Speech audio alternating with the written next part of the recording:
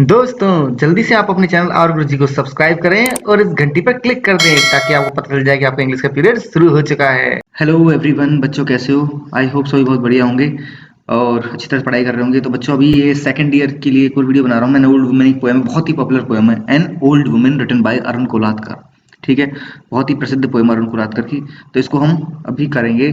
तो थोड़ा सा पोएट के बारे में जान लेते हैं हम लोग। अच्छा, एक चीज बता देता हूँ। अगर देखो, नोट्स वगैरह के लिए आजकल मैंने अपनी वेबसाइट लॉन्च कर रखी है www.ourguruji.in करके, स्क्रीन पे दिख रहा होगा आपको। ठीक है, तो आप वहां से नोट्स वगैरह डाउनलोड कर सकते हैं, मतलब कॉपी पेस्ट कर सकते हैं अपने पास में। ठीक है, तो चलो हम आगे बढ़ते हैं। एन ओल्ड वुमेन, सबसे पहले पोइट के बारे में जान लेते हैं। अरुण कोलातकर कौन थे? ठीक है, अरुण कोलातकर, उनका पूरा नाम है Arun Balkrishna Kolatkar. His full name was Arun Balkrishna Kolatkar. He was born in 1932 and died in 2004। 1932 में पैदा हुए, 2004 में डेथ हो गई। मराठी और इंग्लिश पोइट दोनों, मराठी में भी लिखते थे और अंग्रेजी में भी लिखते थे, दोनों भाषाओं में लिखते थे। ठीक है, इनका जो पहला पोइट्री कलेक्शन निकला ना इंग्लिश में, जेजुरी। ठीक है, इसके लिए इनको क्या मिला? कॉमनवेल्थ पोइट्री प्राइज मिला 1977 में। इनका बहुत ही प्रसिद्ध कलेक्शन है जेजुरी, है ना। तो इसके लिए इनको क्या मिल गया? कॉमनवेल्थ पोइट्री प्राइज 1977 में, काफी बड़ा प्राइज है। ठीक है, ये पहली बार एक्चुअल में ये जेजुरी जो था ना कलेक्शन, पहली बार पब्लिश हुआ था ओपिनियन लिटरेरी क्वार्टरली में। ये जो क्वार्टरली का नाम है, एक मैगजीन है ओपिनियन लिटरेरी क्वार्टरली, 1974 में पहली बार ये पब्लिश हुआ। बट एक पूरी किताब के रूप में, है ना, एक एज ए बुक देखा जाए तो पूरी तरह से कंप्लीट बुक के रूप में 1976 में आया था, और फिर 1977 में इनको कॉमनवेल्थ पोइट्री प्राइज मिल गया। समझ गए ना बात? अब इस कलेक्शन में एक्चुअल में है क्या?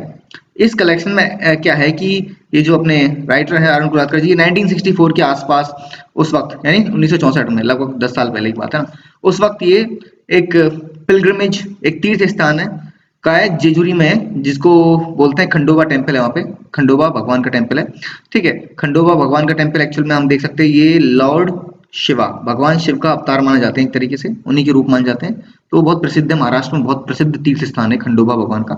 तो ये वहां पे यात्रा करने गए थे, तो उस यात्रा से रिलेटेड जो बहुत सारी चीजें थी ना, उन पर ही आधारित है ये जेजुरी कलेक्शन पूरा का पूरा। और इसी का एक हिस्सा है हमारी आज की पोएम एन ओल्ड वुमेन, ये भी जेजुरी कलेक्शन का ही हिस्सा है। इनकी एक मराठी कलेक्शन था भिज की वही करके। ठीक है, इसके लिए इनको साहित्य अकेडमी अवार्ड में मिला 2005 में। It is also important to note down. ठीक है, 2005 में इनको साहित्य अकेडमी अवार्ड मिला, और ये किसके लिए मिला? इनकी मराठी कलेक्शन भिज की वही के लिए। ठीक, तो ये थोड़ा सा पोइट के बारे में जान लिया। पोइट काफी बड़े राइटर रहे हैं, तो हमें थोड़ा बेसिक इन्फॉर्मेशन को पता होना चाहिए उनके बारे में कि इनको कौन कौन से इंपॉर्टेंट इनके कलेक्शन रहे हैं, कौन कौन से इनको अवार्ड मिले हैं। ठीक है, तो ये सब चीज हमने देख ली है। अब हम आते हैं अपने टेक्स्ट पर। आज की पोएम हमारी एन ओल्ड वुमन। ठीक है, तो देखो, एन ओल्ड वुमन, टेक्स्ट अगर छोटा लग रहा है थोड़ा बड़ा कर देता हूँ। ठीक है, आई होप अब पर्याप्त होगा, क्योंकि बार बच्चे कंप्लेन करते हैं सर टेक्स्ट छोटा दिख रहा है। ठीक है, तो अब आई होप सभी को क्लियरली नजर आ रहा होगा। ठीक है, तब स्टार्ट करते हैं हम लोग। देखो, अब पोइट गए हुए हैं जेजुरी में, यानी खंडोबा भगवान के टेम्पल के वहां गए हुए हैं यात्रा करने के लिए, वहां तीर्थ स्थान पे गए हुए हैं। वहां पे इनके साथ में जो इंसिडेंट होता है, एक ओल्ड वुमन से संबंधित जो इंसिडेंट है, उसको इन्होंने एक्सप्लेन किया है इस पोएम में। देखो, N old woman grabs hold of your sleeve and tags along. अब देखो, एक बूढ़ी वुमन, एक बूढ़ी औरत, एन ओल्ड वुमन ग्रैब्स, पकड़ लेती है, होल्ड ऑफ योर स्लीव। अब देखो यहाँ पे ये पूरी पोएम में टर्म इस्तेमाल करेंगे यू, योवर, इस तरीके से, क्योंकि इनके साथ जो इंसिडेंट हुआ है ना, ये बहुत आम इंसिडेंट है, ये हम सबके साथ भी होता है। अक्सर तीर्थ स्थान वाली जगहों पे या भीड़ भाड़ वाले इलाकों पे या कुछ पॉपुलर जगहों पे एक्चुअल में ये घटना हमारे साथ भी अक्सर होती रहती है। इसीलिए राइटर ने यहाँ पे योर, यू ऐसे इस्तेमाल किया कि आपके लिए से, है ना। N old woman grabs hold of your sleeve, एक बूढ़ी औरत आपकी बाह, स्लीव मतलब कपड़े जैसे शर्ट की बाह होती है ना, स्लीव, आपकी स्लीव, आपकी बाह को पकड़ लेती है। And tags along, tag along जो शब्द है ना, इसका अर्थ होता है किसी के साथ चलना, जबकि उसने इनवाइट नहीं किया आपको कि आप मेरे साथ चलो, फिर भी आप जबरदस्ती उसके साथ में चल रहे हो, वैसे। तो N old woman grabs hold of your sleeve and tags along, एक बूढ़ी औरत आपकी बाह को पकड़ लेती है और फिर आपके साथ साथ चलना शुरू हो जाती है।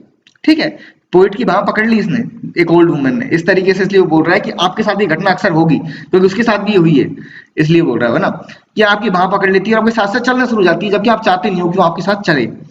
शी वॉन्ट्स ए 50 पैसा कॉइन, उसको क्या चाहिए? उसको चाहिए 50 पैसे का सिक्का चाहिए भाई, 50 पैसे का एक सिक्का चाहिए। शी सेज, वो कहती है, शी सेज, सा एलिट्रेशन। ठीक है, क्या यूज हो रहा है? एलिट्रेशन। सी सेज सी, लगातार। ठीक है, एलिट्रेशन हो गया।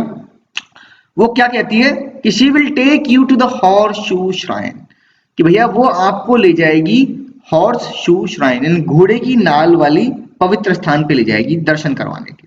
ठीक है, अब क्योंकि वो बूढ़ी औरत है, वो पैसे मांग रही है, 50 पैसे का सिक्का मांग रही है। उस जमाने की बात है 1964 की, ठीक, 50 पैसे का सिक्का भी काफी बड़ा होता था। तो 50 पैसे के सिक्के के बदले वो क्या बोल रही है कि मैं ऐसे नहीं मांग रही हूँ, ये कहने का मतलब मैं तुम्हें क्या दिखाऊंगी, मैं तुम्हें हॉर्स शू श्राइन दिखाऊंगी। हॉर्स शू क्या होता है? शू यानी जूता। हॉर्स का जूता क्या होता है? उसकी नाल इस तरह से होती है ना, उसकी नाल, घोड़े की नाल, कभी किसी ने देखी होती है, इस तरह से होती है घोड़े की नाल, है ना। तो हॉर्स शू श्राइन, तो बोल रही है कि मैं तुम्हें वो जो पवित्र तीर्थ स्थान है हॉर्स शू की शेप का, यानी घोड़े की नाल की शेप का जो स्थान है श्राइन, वो मैं तुम्हें दिखाने ले जाऊंगी, तुम मुझे उसके बदले में 50 पैसे दे देना। ठीक है, यानी गाइड की तरह।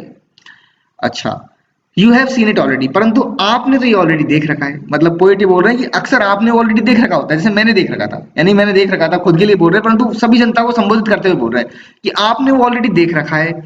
She hobbles along anyway and tightens her grip on your shirt, क्योंकि अब आपने ऑलरेडी देख रखा है तो अब आपको इंटरेस्ट नहीं है कि मैं दोबारा देखने जाऊं, कि मुझे जरूरत नहीं, मैं नहीं देखना चाहता। परंतु शी हॉबल्स, वो लड़खड़ाती हुई, along any way, along any way, uh यहाँ है असोनेंस, क्या इस्तेमाल हुआ है? असोनेंस इस्तेमाल हुआ है, क्योंकि पहली साउंड यहाँ पे मतलब स्टार्टिंग में क्या आ रहा है?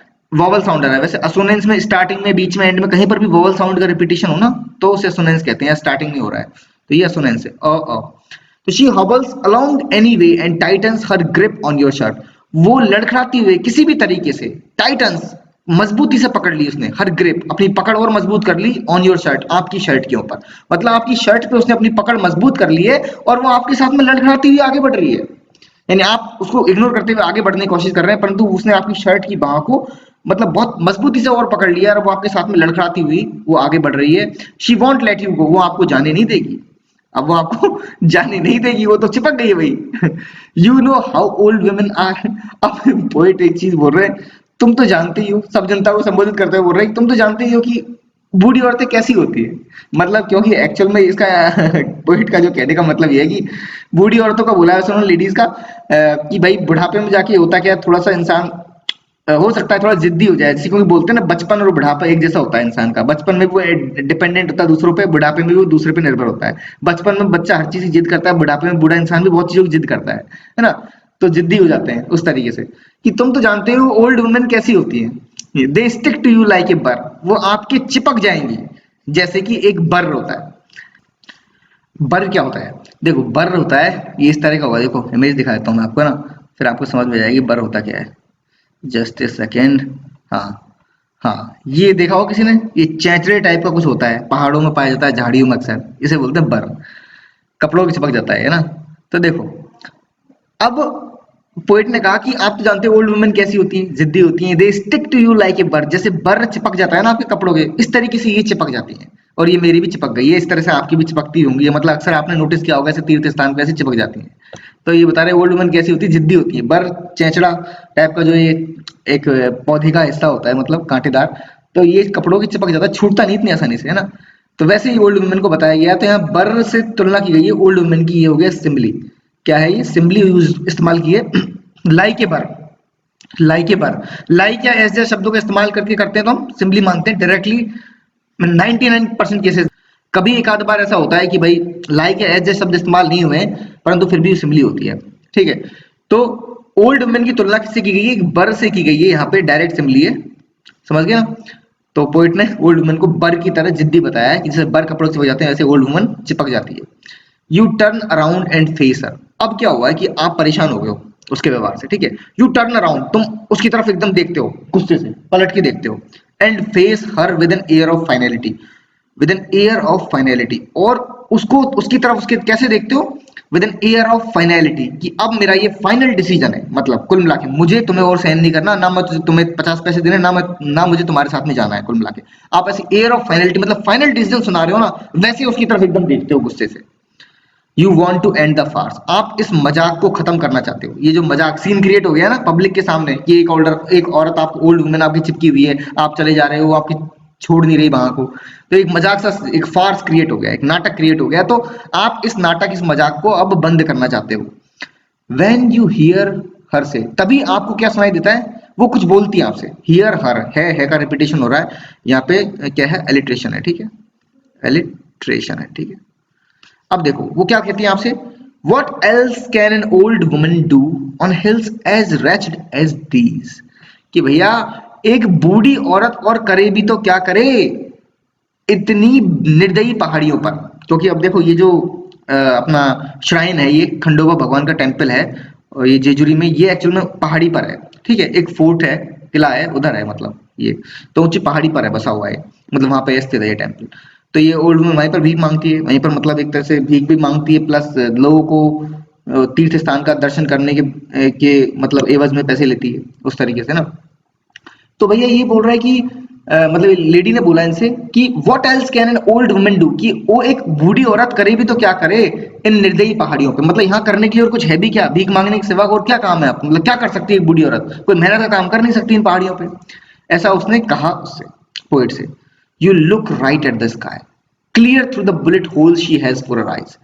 अब जब ये बात उसने बोली तो इस बात ने आपको बहुत ज्यादा मतलब एकदम आघात पहुंचाया, आपको दिल को, आपके दिल पर सीधा वार किया, एक तरह से डायरेक्ट अटैक। और हुआ क्या, you look right at the sky, अब आपको सीधा आसमान नजर आ रहा है, आपको आसमान नजर आ रहा है, परंतु कैसे, clear through the bullet holes she has for her eyes, उसकी आंखें एक बुलेट, जैसे एक गोली मारते हैं तो गोली से छेद जाता है ना, वैसे उसकी आंखें है ना, वो गोली के छेद के समान दिखाई गई है। बुलेट होल्स, देखो आंखों का नाम कहीं नहीं लिया उसने, उसने मतलब यहाँ नहीं, इस लाइन में clear through the bullet holes, है ना। तो यहाँ पे एक्चुअल में वो बुलेट होल्स किसको बोल रहा है, ये आईज को बोल रहा है। तो ये क्या हो गया, मेटाफर हो गया, उसने एक तरीके से क्या बोला है, आईज को कंपेयर किया गया है किससे, बुलेट होल से कंपेयर किया गया है, ठीक है, आईज को बुलेट होल से कंपेयर किया गया है। तो कंपैरिजन जब हो रहा होता है और परंतु कंपैरिजन छुप जाता है, मतलब जिस चीज से कंपैरिजन किया गया है उस चीज को लिख देता है राइटर, और ओरिजिनली जिसके लिए कह रहा है उसको हटा देता है वहां से। तो यहाँ पे वो आइज के लिए कह रहा है, आइज को तो उसने इस्तेमाल नहीं किया उसका, उसको मतलब अगर सिमिली होता तो आइज लाइक बुलेट होल्स बोलता है, आइज एज बुलेट होल बोलता, परंतु ये है मेटाफर, इसमें भी कंपैरिजन होता है परंतु कंपैरिजन छुप गया, बुलेट होल्स के पीछे छुप गया, बुलेट होल्स आइज को बोल रहा है, ठीक है। तो you look right at the sky, आपको आंखें दिखा, मतलब सीधा आसमान दिखाई दे रहा है, परंतु आसमान कहाँ दिख रहा है, उसकी आंखों में से दिख रहा है, उसके बुलेट होल्स में से दिख रहा है। शी हैज फॉर आइज, यानी उसकी आंखें, अब आगे इसने लिख दिया कि उसकी जो आंखें हैं जो कि कैसी हैं, बुलेट होल जैसी हैं, तो उन बुलेट होल्स में से आपको आसमान नजर आ रहा है। समझ गए बात को, उसकी आंखों में जैसे उसने ये बात बोली कि एक बूढ़ी औरत ऐसी पहाड़ियों पे, निर्दयी पहाड़ियों पे करे भी तो क्या करे, तब उसने सीधा मुड़ के देखा और उसकी आंखों में देखा, एक्चुअल में उसकी आंखों में देखा और आंखों में उसको आसमान नजर आया। And as you look on the cracks that begin around her eyes spread beyond her skin, और जैसे आप देखते हो तो क्या देखते हो, आप देखते हो उसकी आंखों के आसपास जो झुर्रियां पड़ रही हैं, क्रैक्स, क्रैक पड़ रहे हैं, दरारें पड़ रही हैं, that begin around her eyes, उसकी आंखों के आसपास जो दरारें पड़ रही है वो आपको नजर आती हैं, स्प्रेड बियॉन्ड द स्किन, जो उसकी चमड़ी के पार जा रही है, मतलब आपको पूरी दरारें दिखाई दे रही है आंखों के आसपास। एंड द हिल क्रैक्स, और उन दरारों से एक्चुअल में आपको कैसा महसूस हो रहा है, उसकी आंखों के आसपास चमड़ी पे पड़ी हुई इन दरारों को देख के आपको ऐसा महसूस हो रहा है जैसे कि पहाड़ियों में दरार पड़ गई है, द हिल्स क्रैक, पहाड़ियों में दरार पड़ गई है, टेम्पल क्रैक, और मंदिर में भी दरार पड़ गई है, इन द स्काई फॉल्स, और आसमान गिर रहा है। कैसे गिर रहा है, विद प्लेट ग्लास क्लैटर, जैसे कि एक ग्लास की प्लेट वगैरह मतलब गिर जाती है धड़ाम देने से, चकनाचूर हो जाती है, वैसे प्लेट ग्लास क्लैटर, वो जो टकराती है टूटती है ना, तो वैसी आवाज आती है, वैसी आवाज आपको अचानक सुनाई दे रही है, मतलब अपने अंतर मन में अंदर सुनाई दे रही है। उसकी बातें इतनी ज्यादा स्ट्राइक करी, इतनी ज्यादा हर्ट करी पोएट को, ऐसी दिल को लगी कि उसको ऐसा महसूस हुआ कि उसकी आंखों के आसपास जो दरारें पड़ी हैं वो दरारें उसे अब दुनिया की चीजों में नजर आने लगी है, इस पहाड़ी में नजर आने लगी है, मंदिर में नजर आने लगी है, आसमान में नजर आने लगी है, और आसमान तो गिर गया है और आवाज आ रही है जोरदार तरीके से जैसे कि कोई गिलास की प्लेट टूटी हो। Around the shatterproof crone who stands alone, किसके आसपास, उस बूढ़ी औरत के। देखो एक लाइन इस्तेमाल की है, शटर प्रूफ क्रोन, ये क्रोन शब्द है ना, क्रोन शब्द होती है ओल्ड वुमन, कैसी ओल्ड वुमन, एक थोड़ा कटाक्ष तरीके से बोला है, कटाक्ष के रूप में बोला है राइटर ने, ओल्ड वुमन जैसी बदसूरत बेकार दिखने वाली ओल्ड वुमन, क्रोन उसको बोलते हैं। तो ठीक है, तो वो पोइट उसके लिए बोला है कि इस बेकार से दिखने वाली ओल्ड वुमन जो कि क्या है, शटर प्रूफ, ये तो शटर प्रूफ है, ये तो टूटती नहीं है, ये तो टूटने से परे है, परंतु इसके आसपास सब चीजें टूटती हुई नजर आ रही है पोएट को। मतलब उसको पहाड़ी, मंदिर, आसमान सब टूट के गिरते हुए नजर आ रहे हैं, इनमें दरार नजर आ रही है, आसमान तो गिरते हुए नजर आ रहा है, और गिर का कैसे गिर रहा है, जैसे कांच की प्लेट टूटती है वैसे आवाज आ रही है, किसकी चारों तरफ, इस बूढ़ी औरत की, जो कि खुद बिल्कुल शटर प्रूफ है, ये नहीं टूटती, ये इसमें कोई तरह मतलब बेसिकली ये ओल्ड वुमेन तो एकदम टिकी हुई है, वहीं स्टैंड खड़ी हुई है, और इसके आसपास कुछ चीजें टूटती हुई नजर आ रही हैं। किसको?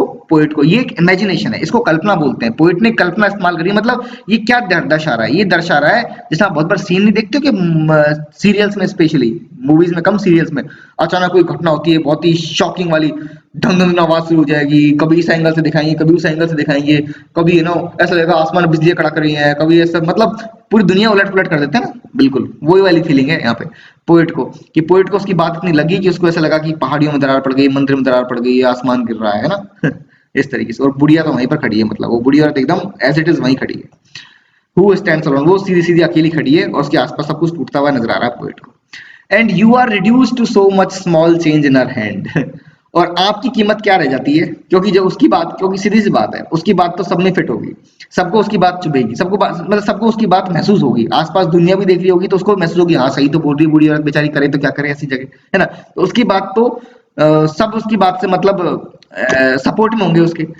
परंतु आप कैसे, क्योंकि आप एक समर्थ व्यक्ति हो, है ना, आप जवान हो, समर्थ व्यक्ति हो, या पैसे वाले हो, जैसे भी हो, आप कैसा महसूस करोगे? You are reduce to so much small change in her hand, आपकी वैल्यू घट के वैसी रह जाएगी जैसे कि उसके हाथ में छुट्टे पैसे उस बूढ़ी औरत के हाथ में जो छुट्टे सिक्के पड़े होंगे ना, उनके समान आपकी कीमत घट के रह जाएगी, क्योंकि आप शर्मिंदा फील करोगे खुद कि ये देख 50 पैसे तो मांग रही, मैं ये भी नहीं दे पा रहा हूँ उसको, मतलब, है ना? और इतना नाटक क्रिएट हो रहा है, वो खुद आपको खुद गिल्ट महसूस होने लग जाएगा, मतलब आप खुद शर्मिंदा हो जाओगे, आपकी वैल्यू घट के वैसी हो जाएगी जैसे कि उसके हाथ में रखे वो सिक्के पैसे, स्मॉल चेंज, है ना, उनके समान आपकी वैल्यू घट के रह जाएगी, और वो बूढ़ी औरत वहीं पर खड़ी हुई आपको नजर आएगी।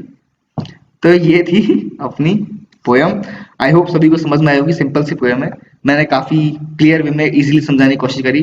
किसी को कोई डाउट हो तो कमेंट सेक्शन पूछना बच्चों, ठीक है? मिलूंगा नेक्स्ट वीडियो में, till then goodbye, see you soon, take care.